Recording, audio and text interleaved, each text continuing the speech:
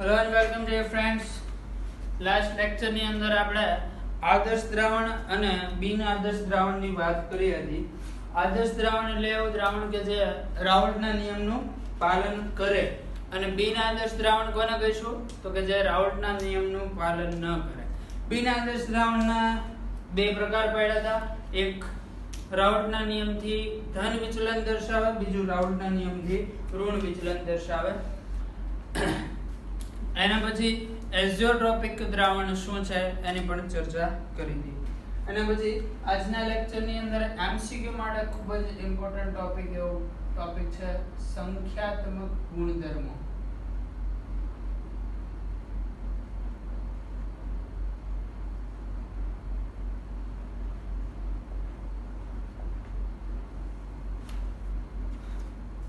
છે કે નીટની દ્રષ્ટિએ ખૂબ જ મહત્વનો ટોપિક છે.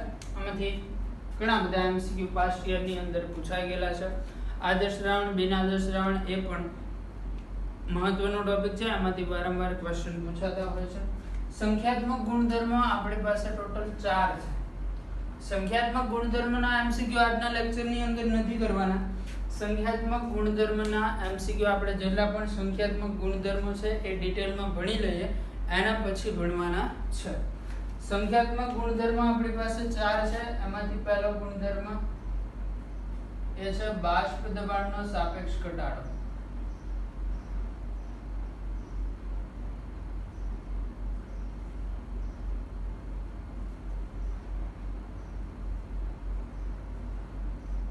પછી બીજો ગુણધર્મ છે ઉત્કલન બિંદુ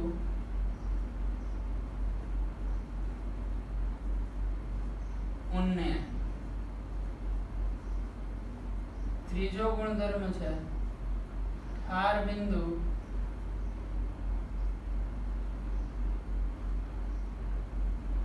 અવનયન. અને ચોથો ગુણધર્મ છે અભિસરણ દબાણ.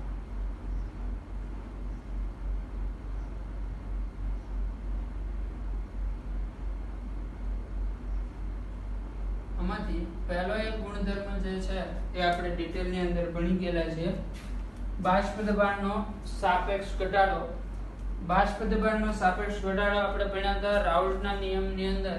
રાઉલ્ટનો નિયમ જ્યારે ભણ્યા હતા ઘન અને પ્રવાહી માટે અબાષ્પશીલ દ્રાવી બાષ્પશીલ દ્રાવક, એનું સૂત્ર ભેગા હોય તો P10 P1/P10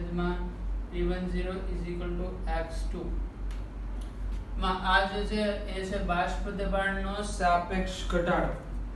એટલે બાષ્પ દબાણના સાપેક્ષ ઘટાડા વિશે આપણે ડિટેલની અંદર વાત કરી ગયા છીએ. બીજું સમજવાની વસ્તુ એ છે કે બાષ્પ દબાણ એ સંખ્યાત્મક ગુણધર્મ નથી, પરંતુ સંખ્યાત્મક ગુણધર્મ કોણ છે? બાષ્પ દબાણનો સાપેક્ષ ઘટાડો. એના પછી બીજું ભણશું આપણે આજના લેક્ચરની અંદર ઉત્કલન બિંદુ ઉન્નયન.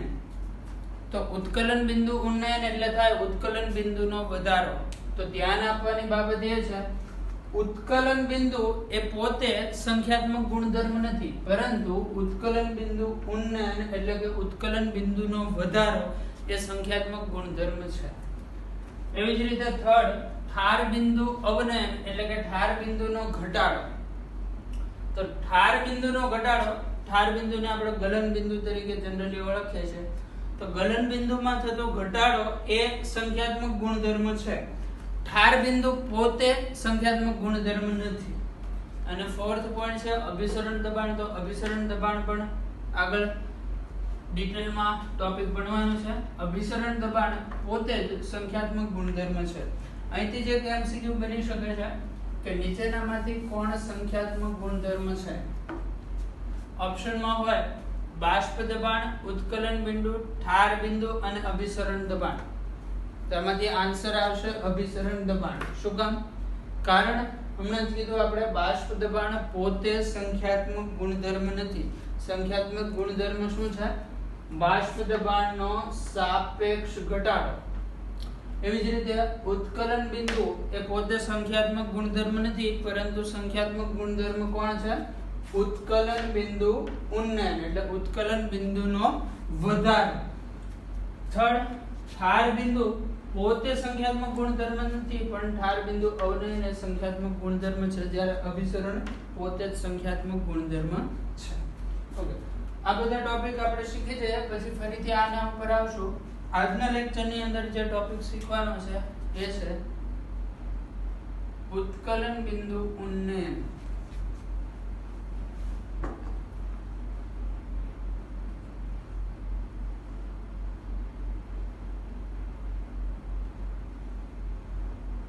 ઉત્કલન બિંદુ ઉન્નયન સમજતા પહેલા તમને એ ખબર હોવી જોઈએ કે ઉત્કલન બિંદુ એટલે શું. તો ઉત્કલન બિંદુ જનરલી તમે એવું કહો છો કે કોઈ પ્રવાહી હોય અને તમે ગરમ કરો, પ્રવાહી જે તાપમાને બાષ્પ બનવાની શરૂઆત થાય એ તાપમાનને આપણે કયા તાપમાન તરીકે ઓળખીએ છીએ? ઉત્કલન બિંદુ.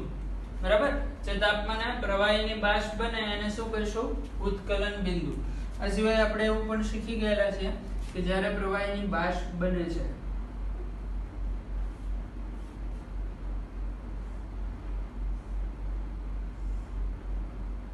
એક બંધ પાત્ર છે, આની અંદર એક પ્રવાહી ભરેલું છે. આ પ્રવાહીને તમે ગરમ કરો છો. પ્રવાહીને ગરમ કરશો એટલે પ્રવાહીની બાષ્પ બનશે અને આ બાષ્પ જે દબાણ લગાડે એને આપણે કહીએ છીએ બાષ્પ દબાણ.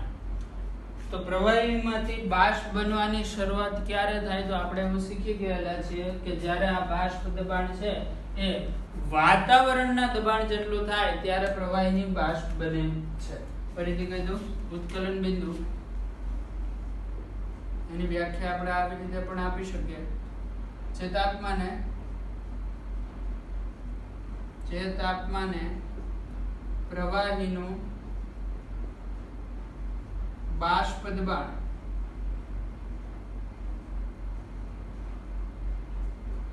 વાતાવરણના દબાણ જેટલું થાય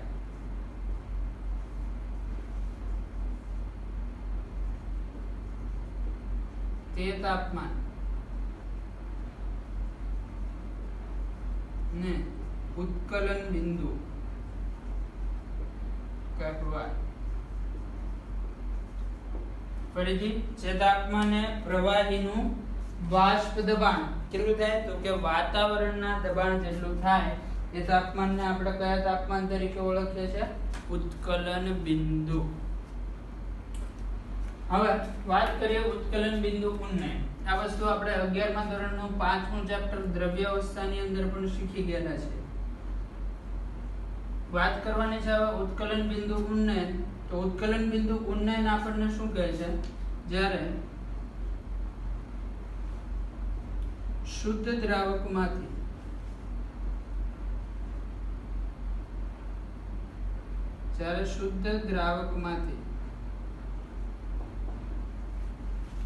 દ્રાવણ બનાવવામાં આવે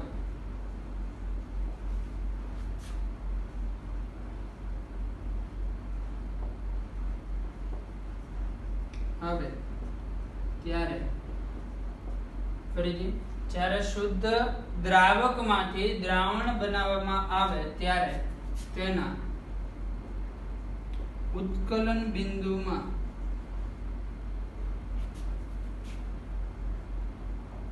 વધારો થાય છે.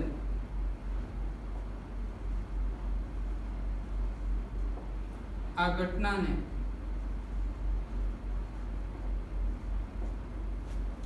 ઉત્કલન બિંદુ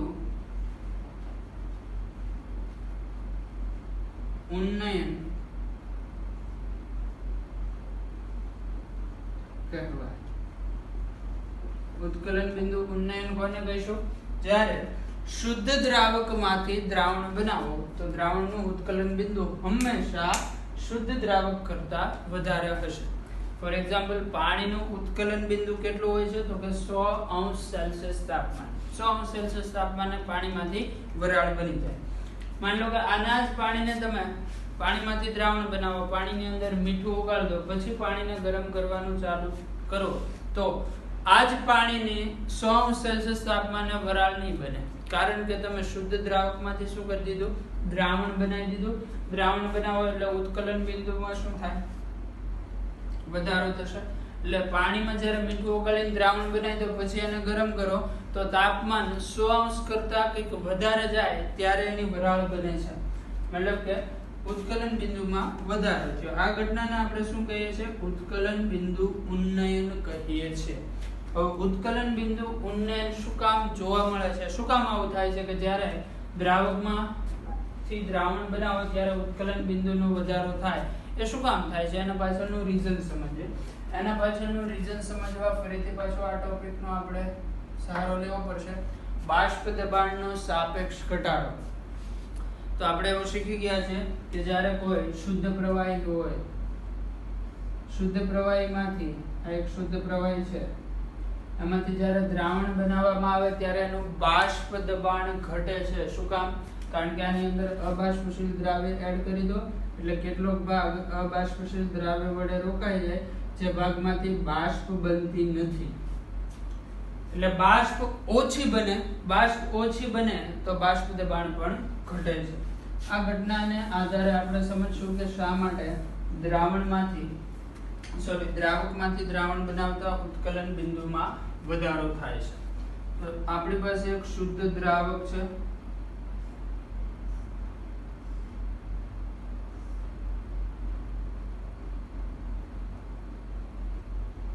આની અંદર રાખેલો છે આપણે શુદ્ધ દ્રાવક.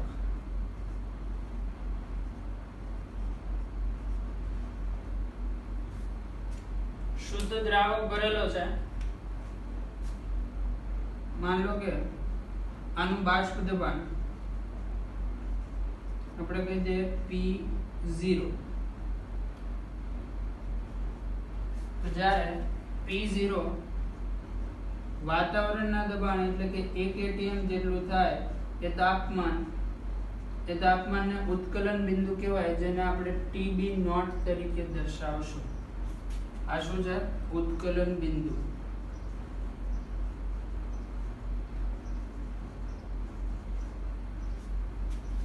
આ વાત થઈ માત્ર શુદ્ધ દ્રાવકની. શુદ્ધ દ્રાવક એકલો જ પ્રવાહી છે. બાષ્પ દબાણ છે P10. પદાર્થને તમે ગરમ કરો એટલે બાષ્પનું પ્રમાણ વધે તો બાષ્પ દબાણ વધે. આ બાષ્પ દબાણ વધીને કેટલું થાય? 1 atm. 1 atm બને ત્યારનું જે તાપમાન હોય એને શું કહેવાય? આ શુદ્ધ દ્રાવકનું ઉત્કલન બિંદુ. હવે વાત કરવાની છે જ્યારે આ દ્રાવકમાંથી આપણે દ્રાવણ બનાવી દઈએ ત્યાંના જો ઉત્કલન બિંદુ જેટલું તાપમાન ક્યારે કહીશું? જ્યારે આ બાષ્પ દબાણ છે કેટલું થઈ જાય? 1 atm. આ કન્ડિશન છે. બાષ્પ દબાણ 1 atm થવું જોઈએ.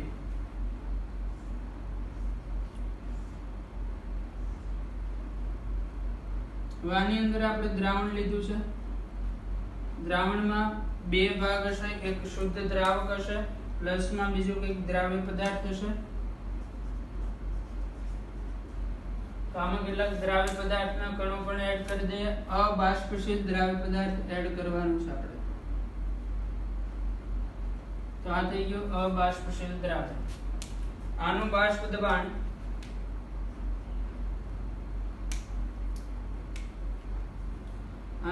દબાણ આપણે કહીએ છીએ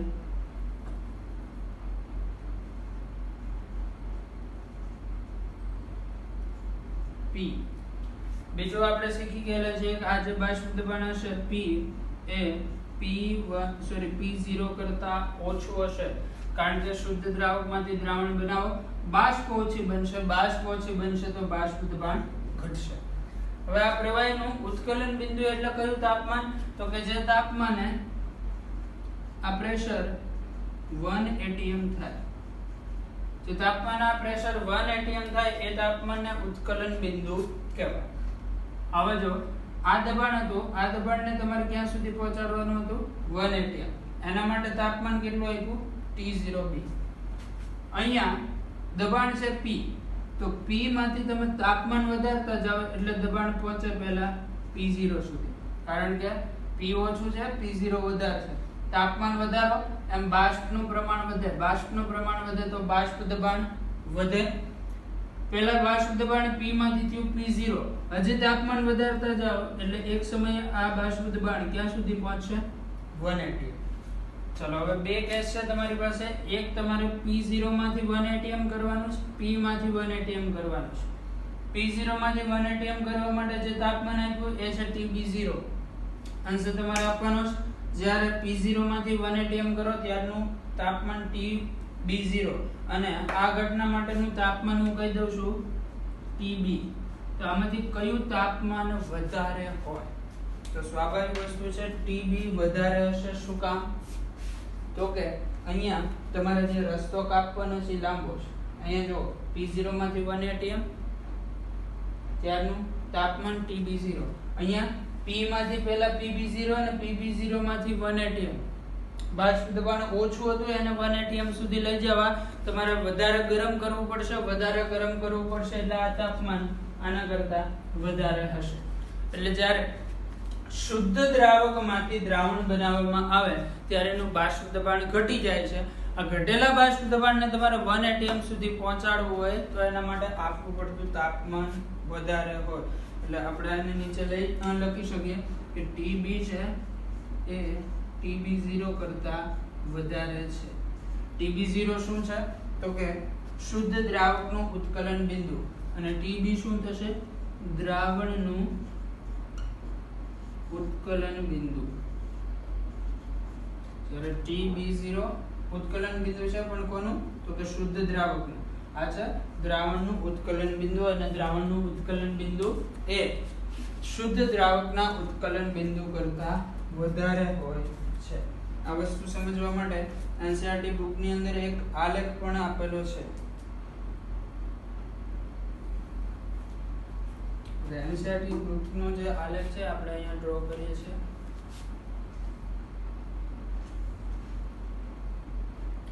અહીંયા આપેલું છે આપણને પ્રેશર, અહીંયા આપેલું છે તાપમાન.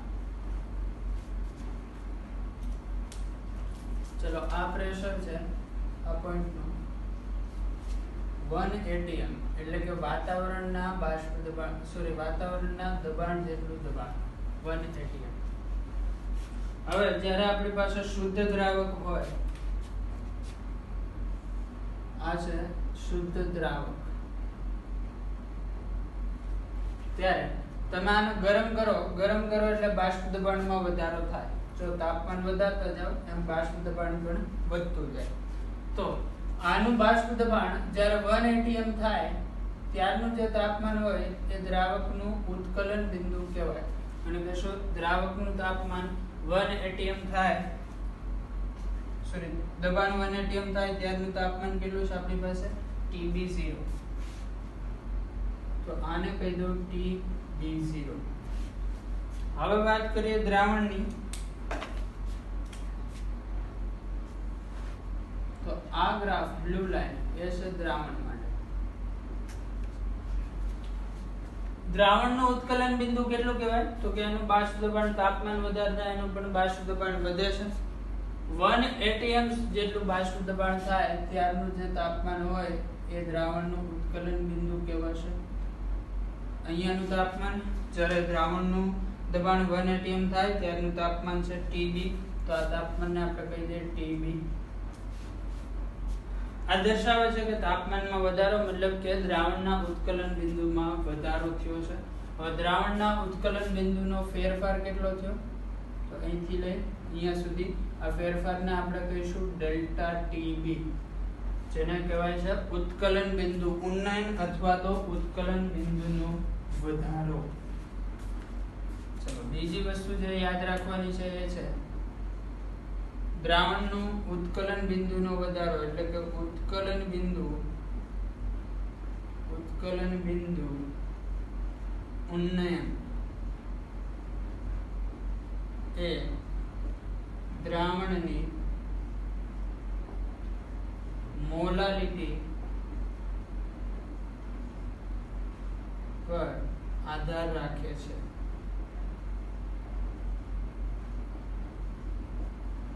ઉત્કલન બિંદુ ઉન્નયન એ શેના ઉપર આધાર રાખશે? તો કે દ્રાવણની મોલાલિટી ઉપર. એટલે તમે આવું કહી શકો ડેલ્ટા TB ચલે છે દ્રાવણની મોલાલિટી m. હવે આમાં તમારે ચલનની નિશાની દૂર કરીને બરાબરની નિશાની લખવી હોય તો સૂત્ર બનશે ડેલ્ટા TB બરાબર Kb into m, જ્યાં ડેલ્ટા Tb શું છે? ઉત્કલન બિંદુનો વધારો, ઉત્કલન બિંદુનો વધારો.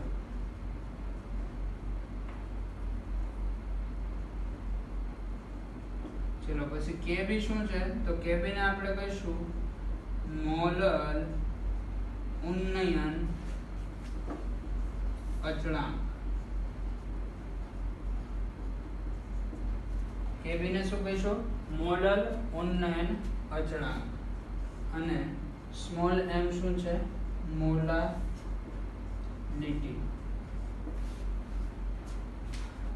મોલાલિટીનું સૂત્ર આપણને ખબર હોય છે. મોલાલિટી એટલે કેવાય દ્રાવ્યનું વજન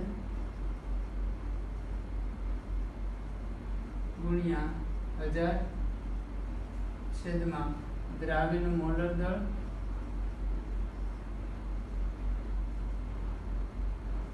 ગુણ્યા દ્રાવકનું વજન.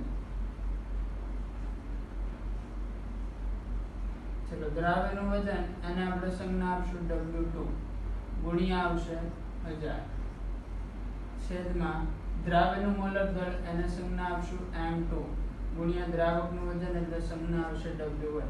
આ સૂત્ર આપણે અહીંયા સ્મોલ m ની જગ્યાએ લખીએ તો ડેલ્ટા Tb નું સૂત્ર આપણી પાસે શું બની જશે? તો ડેલ્ટા Tb નું સૂત્ર બનશે ડેલ્ટા Tb બરાબર Kb ગુણ્યા મોલારિટી નું સૂત્ર W2. W2 એટલે શું છે? દ્રાવ્ય પદાર્થનું વજન ગુણ્યા કેટલા આવશે? 1000 અને છેદમાં M2 ગુણ્યા W1.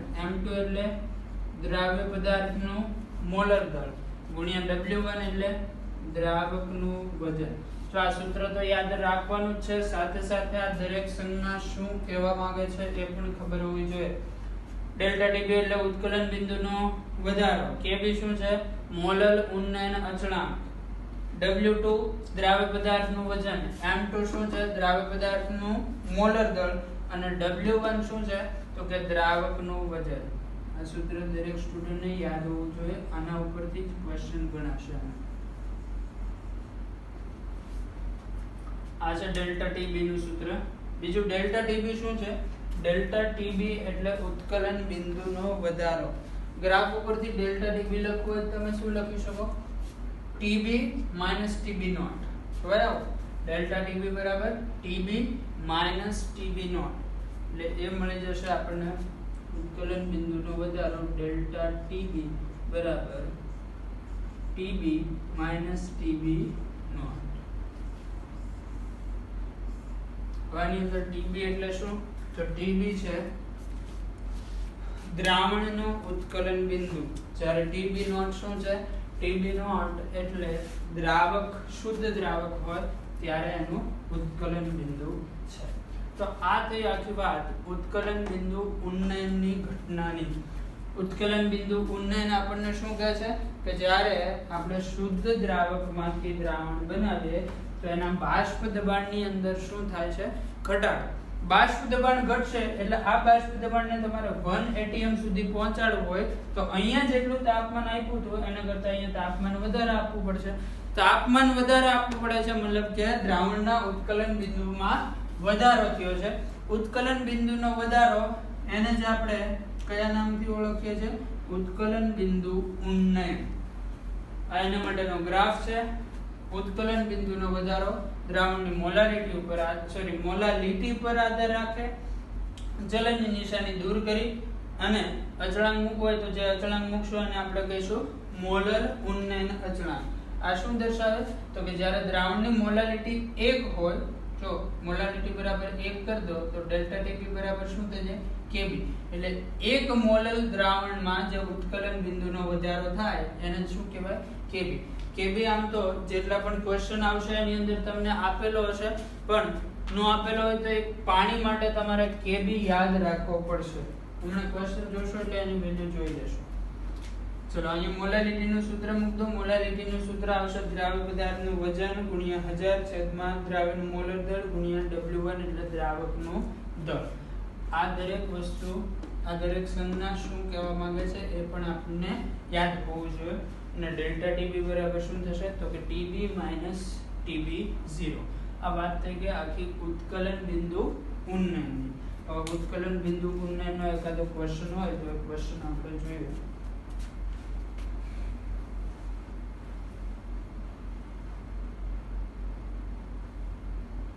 ઉત્કલન બિંદુ ઉન્નયનમાં બે ક્વેશ્ચન છે કોયડા નંબર 2.7 અને બીજું છે કોયડા નંબર 2.8 તો પહેલો જોશું આપણે કોયડા નંબર 2.7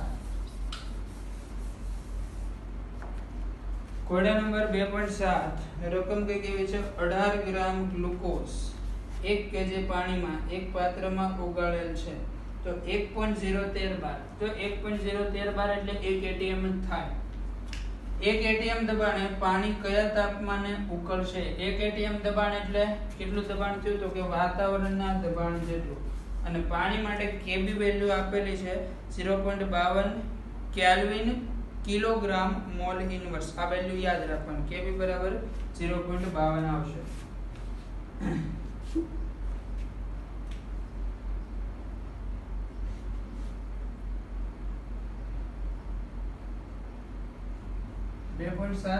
આની અંદર 18 ગ્રામ ગ્લુકોઝ આપેલું છે ગ્લુકોઝ ને આપણે કહીશું દ્રાવ્ય પદાર્થનું વજન આપી દીધું છે આપણને 18 ગ્રામ એટલે કે W2 કહેવાય હવે ગ્લુકોઝ નું મોલર દળ એટલે એ થઈ જશે M2 એ હોય છે 180 ગ્રામ પર મોલ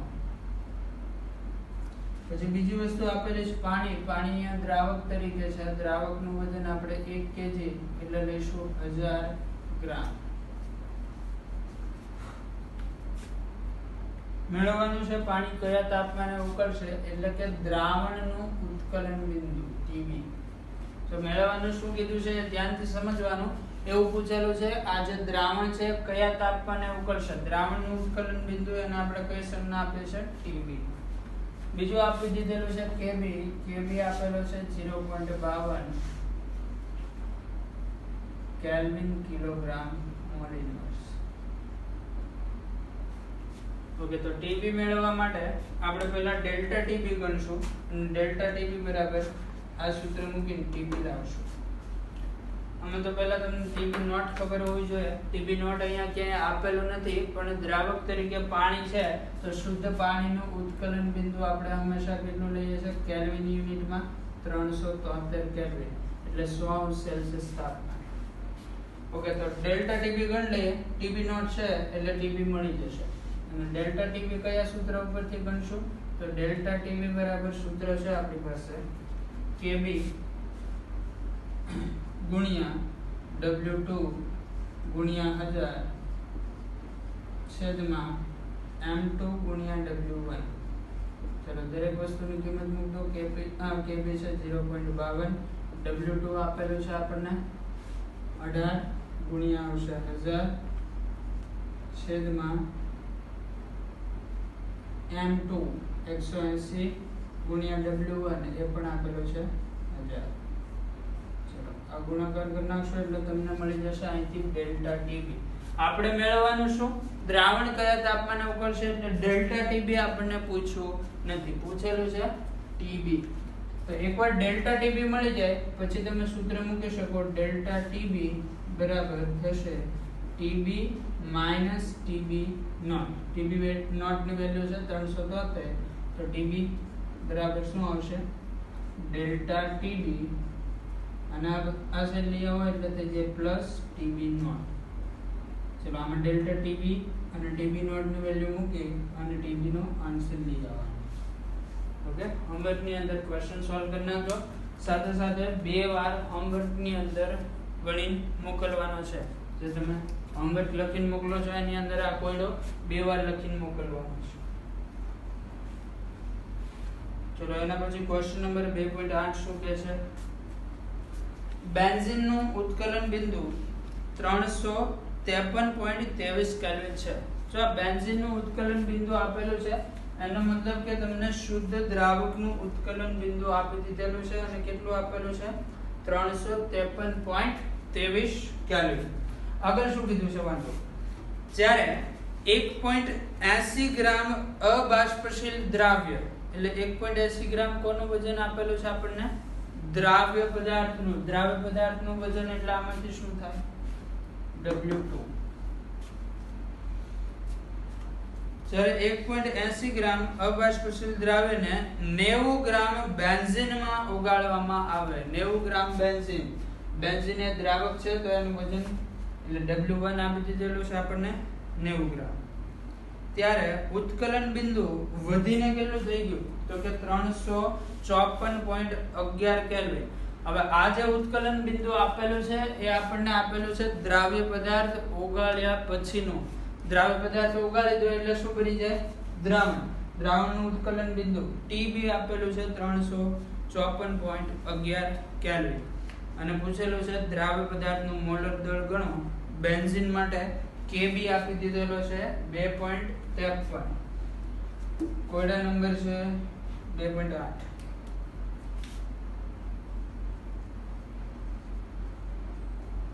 મેળવવાનું શું તમારે? દ્રાવ્ય પદાર્થનું મોલર દળ.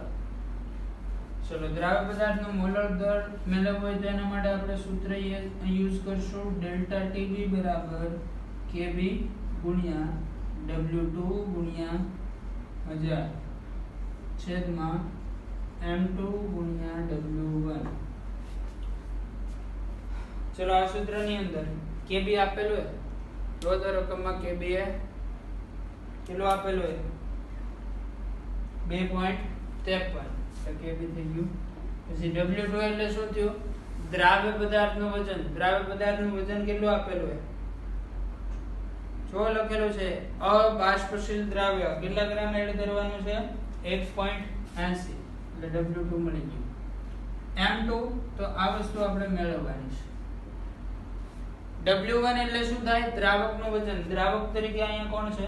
બેન્ઝીન. બેન્ઝીનનું વજન કેટલું આપેલું છે ક્વેશ્ચનમાં?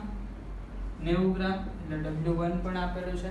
તો જો અહીંયા ધ્યાનથી સૂત્ર ડેલ્ટા TB બરાબર સૂત્ર છે KB W2 ગુણ્યા 1000 છેદમાં M2 ગુણ્યા W1. આમાં KB W2 W1 આ બધું આપેલું છે. M2 મેળવવાનું છે. ડેલ્ટા TB નથી આપ્યું પણ ડેલ્ટા TB તમને મળી જાય કયા સૂત્ર ઉપરથી મળશે? ડેલ્ટા TB બરાબર TB માઈનસ TB નોટ.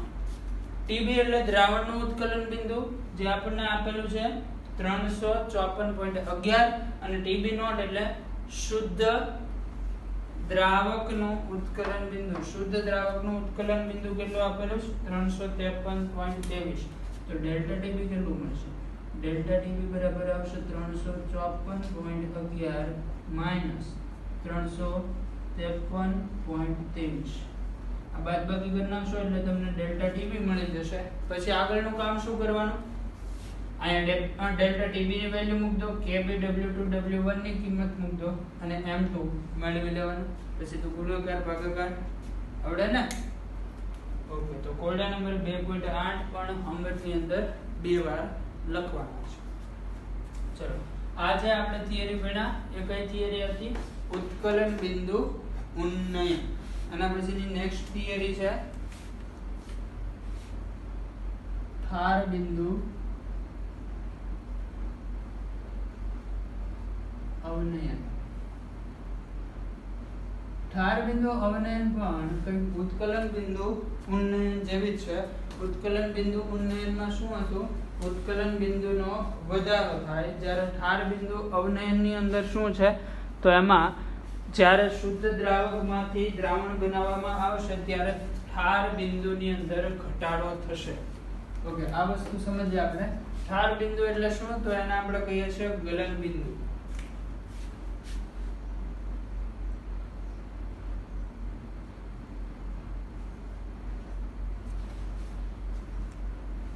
તો હવે ગલન બિંદુ ક્યારે હોય? જ્યારે આપણે પ્રવાહીમાંથી ઘન બનાવીએ ત્યારનું તાપમાન. અહીંયા શું હતું? પ્રવાહીમાંથી બાષ્પ બનાવવાની હતી. તો સામે શું છે? પ્રવાહીમાંથી ઘન બનાવવાનું છે અથવા તો ઘનમાંથી પ્રવાહી, એને પણ તમે ગલન બિંદુ કહી શકો. કોઈ એક ઘન પદાર્થ છે, આ ઘનને ગરમ કરો એટલે ઘનમાંથી શું બની જાય? પ્રવાહી. તો જેમ ઉત્કલન બિંદુની આપણે અલગ વ્યાખ્યા સમજાતા કે જે તાપમાને પ્રવાહીનું બાષ્પ દબાણ વાતાવરણના દબાણ જેટલું થાય એને ઉત્કલન બિંદુ કહેતા હતા. તો અહીંયા પણ સેમ એવી જ વ્યાખ્યા આવશે. જે તાપમાને એક શબ્દ ચેન્જ થશે. અહીંયા કોના માટે વાત કરતા હતા આપણે? પ્રવાહી માટે. કારણ કે અહીંયા પ્રવાહીમાંથી શું બનાવતા હતા? બાષ્પ. અહીંયા ચેન્જ શું થશે? ઘનમાંથી પ્રવાહી બનાવવાનું. તો જે તાપમાને ઘનનું બાષ્પ દબાણ, તો બાષ્પ દબાણ ઘન પદાર્થનું પણ હોય. આપણે એવા એક્ઝામ્પલ ભણેલા છે. આયોડિનની બાષ્પ બને, આયોડિન સોલિડમાંથી આયોડિનની બાષ્પ બને, પછી N2 માં કપૂર એક ઘન પદાર્થ હોય એની પણ બાષ્પ બને. તો આમાં વાત કરશું જે તાપમાને ઘનનું બાષ્પ દબાણ વાતાવરણના બાષ્પ દબાણ જેટલું થાય.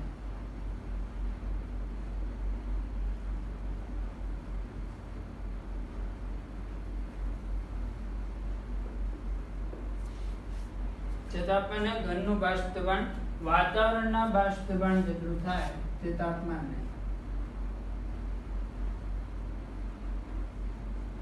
ઘન પદાર્થનું ઠાર બિંદુ કહેવાય.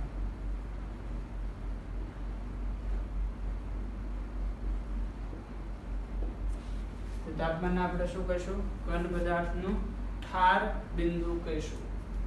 કોઈ એક લિક્વિડ છે, આપણે સપોઝ કે પાણી છે.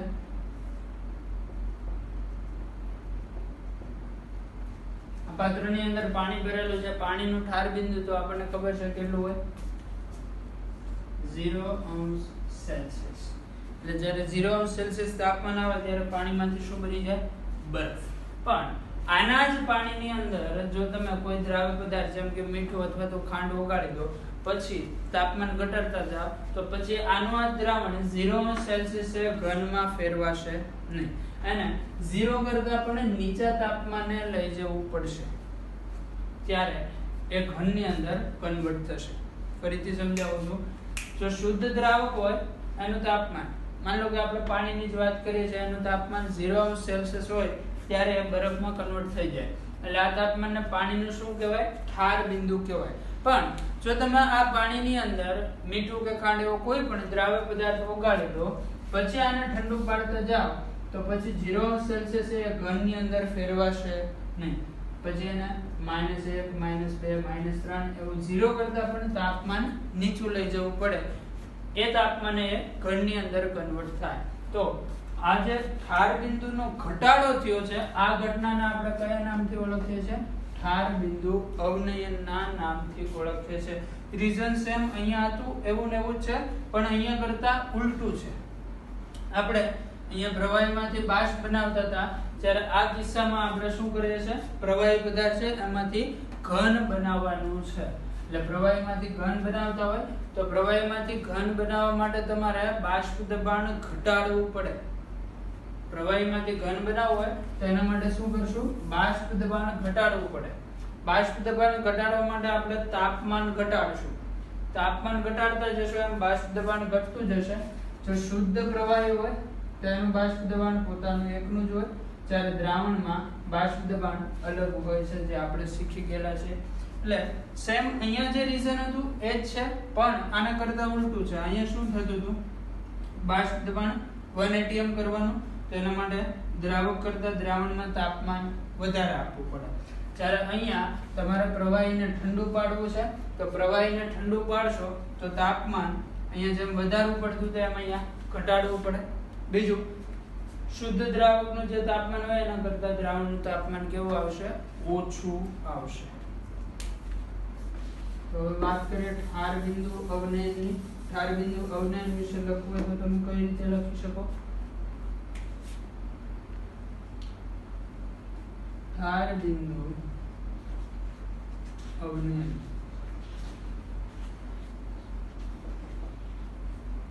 તો એના માટે આપણે લખશું, જ્યારે શુદ્ધ દ્રાવકમાંથી દ્રાવણ બનાવવામાં આવે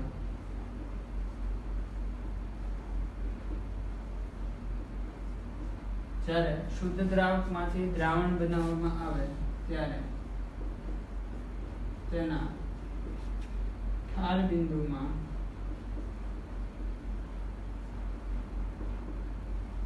ઘટાડો થાય છે. શુદ્ધ દ્રાવકમાંથી દ્રાવણ બનાવશું ત્યારે એના ઠાર બિંદુમાં શું થશે? ઘટાડો થાય છે. આ ઘટનાને ઠાર બિંદુ અવનયન કહેવાય. ઘટનાને આપણે શું કહીશું? ઠાર બિંદુ અવનયન કહીશું. હવે જો ઠાર બિંદુનો ઘટાડો શું કામ થાય એ સમજીએ.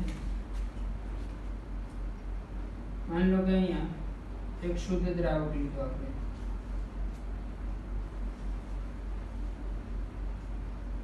આ છે શુદ્ધ દ્રાવક.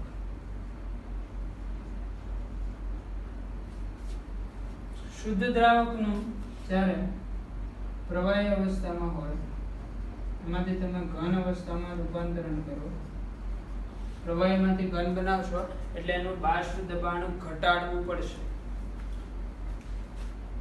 તો આના માટે શું કરવું પડે? બાષ્પ દબાણ ઘટાડવું પડે. બાષ્પ દબાણ ઘટાડવા માટે આપણે તાપમાન પણ શું કરશું? તાપમાન પણ ઘટાડશું. પ્રવાહીનું બાષ્પ દબાણ કોના જેટલું કરવું પડે? તો ઘન જેટલું કરવું પડે. જ્યારે પ્રવાહીનું બાષ્પ દબાણ ઘન જેટલું થાય એટલે પ્રવાહી શેમાં કન્વર્ટ થવા મળે? ઘનમાં કન્વર્ટ થવા મળે. આના માટે તમારે તાપમાન ઘટાડવું પડશે. જે તાપમાને આ બેના બાષ્પ દબાણ સરખા થાય એ તાપમાનને જ આપણે શું કહીએ છીએ? તો એ તાપમાનને કહીશું TB0, સોરી TF0. અહીંયા શબ્દ વાપરશું F. F છે ફ્રીઝિંગ માટે, અહીંયા B આવતો તો બોઇલિંગ માટે, ઉત્કલન માટે. અહીંયા પ્રવાહીને ઘનમાં કન્વર્ટ કરે, ફ્રીઝ કરે છે એટલે ફ્રીઝિંગ માટે TF0. બીજું TF0 એ કોના માટે છે? તો કે શુદ્ધ દ્રાવક માટે. હવે તમે દ્રાવણની વાત કરતા હોય, હવે આપણે વાત કરીએ છીએ દ્રાવણની. દ્રાવણની અંદર શુદ્ધ દ્રાવક પ્લસ દ્રાવ્ય પદાર્થ ઓગળેલો હોય તો આપણે જાણીએ છીએ કે જ્યારે શુદ્ધ દ્રાવકમાંથી દ્રાવણ બનાવશો એટલે એનું બાષ્પ દબાણ કેવું થશે? પહેલા કરતા ઘટશે. આ સિદ્ધાંતની અંદર ભણી ગયા. બાષ્પ દબાણ પહેલા કરતા ઘટી જાય એટલે અહીંયા જે ઘનનું બાષ્પ દબાણ હતું, માની લો કે ઘનના બાષ્પ દબાણને કહી દઉં P1.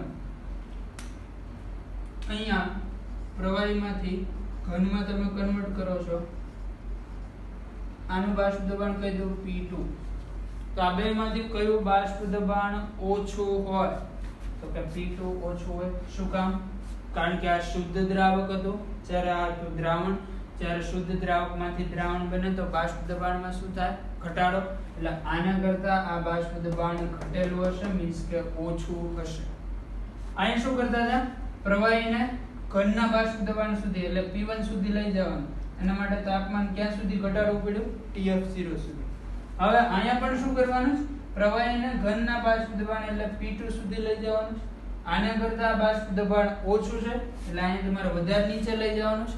બાષ્પ દબાણ વધારે ઘટાડવા માટે તાપમાન પણ વધારે નીચું લઈ જવું પડશે. એટલે આ કેસ કરતા આ કેસમાં તાપમાન હજી તમારે વધારે ઘટાડવું પડશે. એટલે આમાં તાપમાનનો ઘટાડો અહીંયા જે તમે કરો છો એના કરતા અહીંયા તાપમાન નીચું લાવવું પડે. મતલબ કે ઠાર બિંદુની અંદર પહેલા કરતા શું જોવા મળ્યો? ઘટાડો. આ જેટલા તાપમાને પ્રવાહીમાંથી ઘનમાં કન્વર્ટ થશે એના કરતા અહીંયા તાપમાન વધારે નીચું લઈ જવું પડશે. તો અહીંયા બાષ્પ દબાણ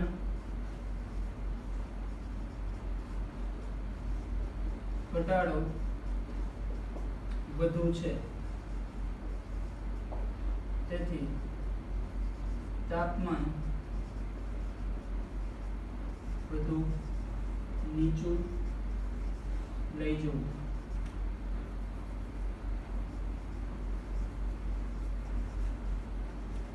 તાપમાન તાપમાન વધુ નીચું લઈ જવું પડે. પરિણામે શું થશે તો કે બાષ્પ દબાણમાં ઠાર બિંદુમાં ઘટાડો થશે. આ ઘટનાને આપણે ઓળખીએ છીએ ઠાર બિંદુ અવનયન તરીકે. આના માટે પણ એનસીઈઆરટી બુકની અંદર એક ગ્રાફ આપેલો છે. અહીંયા માન લો કે લઈએ છીએ આપણે તાપમાન, આ સાઈડ લઈએ છીએ બાષ્પ દબાણ.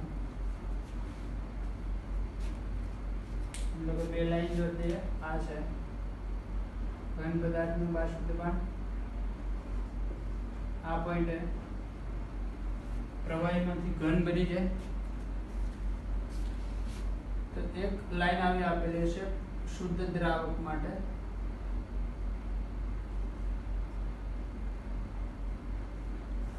આ છે શુદ્ધ દ્રાવક માટે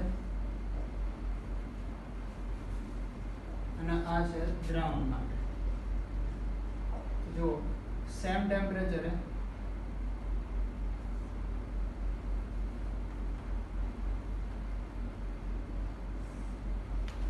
ટેમ્પરેચરે દ્રાવક કન્વર્ટ થઈ જાય છે ઘનમાં, એ ટેમ્પરેચરે દ્રાવણ કન્વર્ટ થતો નથી. જો દ્રાવણને તમારે ઘનમાં કન્વર્ટ કરવા હોય તો હજી તાપમાન ઘટાડવું પડે. આ તાપમાને અહીંયા જે તાપમાન છે તાપમાને દ્રાવકનું ઘનમાં કન્વર્ઝન થઈ ગયું એટલે આ તાપમાનને આપણે કહીશું TF0. ત્યારે દ્રાવણનું ઘનમાં કન્વર્ટ આ તાપમાને થાય છે એને કહીશું TF. તો આ બંને વચ્ચેનો ડિફરન્સ એટલે ડેલ્ટા TF કહેવાય. ડેલ્ટા TF બરાબર અહીંથી સૂત્ર બનાવવું હોય તો ડેલ્ટા TF બરાબર સૂત્ર શું બનશે? TF0 T1. સો TF0 TF. TF0 શું છે? શુદ્ધ દ્રાવકનું ઠાર બિંદુ. જ્યારે TF શું છે? દ્રાવણનું ઠાર બિંદુ. અહીંયા ઠાર બિંદુ આવશે TF. એટલે શુદ્ધ દ્રાવક માઈનસ દ્રાવણ કરતા ડેલ્ટા TF આવશે. બીજું જે રૂલ અહીંયા હતો કે ઉત્કલન બિંદુનો વધારો મોલાલિટી ઉપર આધાર રાખે, એ જ રૂલ અહીંયા પણ છે. ઠાર બિંદુ અવનયન એટલે ઠાર બિંદુનો ઘટાડો એ દ્રાવણની મોલાલિટી પર આધાર રાખે. ઠાર બિંદુ અવનયન એ દ્રાવણની મોલાલિટી ઉપર આધાર રાખતું હોય તો અહીંથી તમે સૂત્ર બનાવી શકો. ડેલ્ટા TF ચલે છે મોલાલિટી m. ચલનની નિશાની દૂર કરી દો તો ડેલ્ટા TF બરાબર શું આવશે? KF * m. તો આ સૂત્ર આપણે યાદ રાખશું. આમાં ડેલ્ટા TF શું છે? ઠાર બિંદુ અવનયન.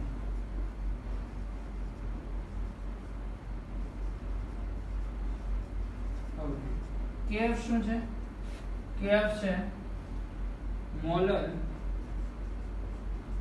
અવનયન અચળાંક. અહીંયા કયો અચળાંક હતો? મોલર ઉન્નયન અચળાંક, ઉત્કલન બિંદુનો વધારો. જ્યારે અહીંયા અવનયન અચળાંક. બાકી બધું સેમ આવશે, કોઈ ચેન્જ નહીં આવે. m શું છે? મોલાલિટી. તો જેમ અહીંયા મોલાલિટીનું સૂત્ર મૂકીને આપણે આ સૂત્ર બનાવ્યું તો એવું જ સૂત્ર સેમ સામે પણ બનશે. આ સૂત્ર શું આવશે? ડેલ્ટા TF બરાબર આવશે KF ગુણ્યા W2 ગુણ્યા 1000 છેદમાં M2 ગુણ્યા W1. ઓકે, આ વાત થઈ ગઈ ઠાર બિંદુ અવનયનની. તો આજના લેક્ચરમાં આપણે ઠાર બિંદુ અવનયન, ઉત્કલન બિંદુ ઉન્નયન આ બે વસ્તુ ભણ્યા. હવે ઠાર બિંદુ જેમ ઉત્કલન બિંદુ ઉન્નયનમાં આપણે આ બે ક્વેશ્ચન જોયા, સેમ ઠાર બિંદુમાં પણ એવા જ આવશે. આ જ સૂત્ર ઉપરથી ક્વેશ્ચન છે. ખાલી ડેલ્ટા TB ની જગ્યાએ છે ડેલ્ટા TF, KB ની જગ્યાએ છે KF. બીજું કોઈ નવું નથી. એના જે ક્વેશ્ચન એનસીઈઆરટી બુકમાં આપેલા હોય કોયડાની અંદર, એ હોમવર્કની અંદર પ્રેક્ટિસ કરજો. ના આવડે તો નેક્સ્ટ લેક્ચરની અંદર ગણાવી દઈશ. ક્વેશ્ચન નંબર કહી દઉં છું તમને.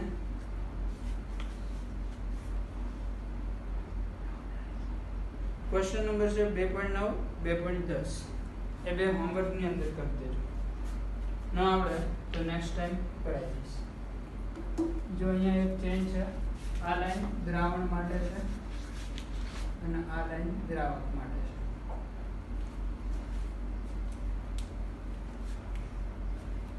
આ લાઈન થોડી અલગ રીતે આપેલી છે, આવી છે. ઓકે, તો આજના લેક્ચરમાં આપણે અહીંયા સુધી રાખીએ છીએ. નેક્સ્ટ લેક્ચરની અંદર ક્વેશ્ચન અને બીજા સૂત્રો જોશું.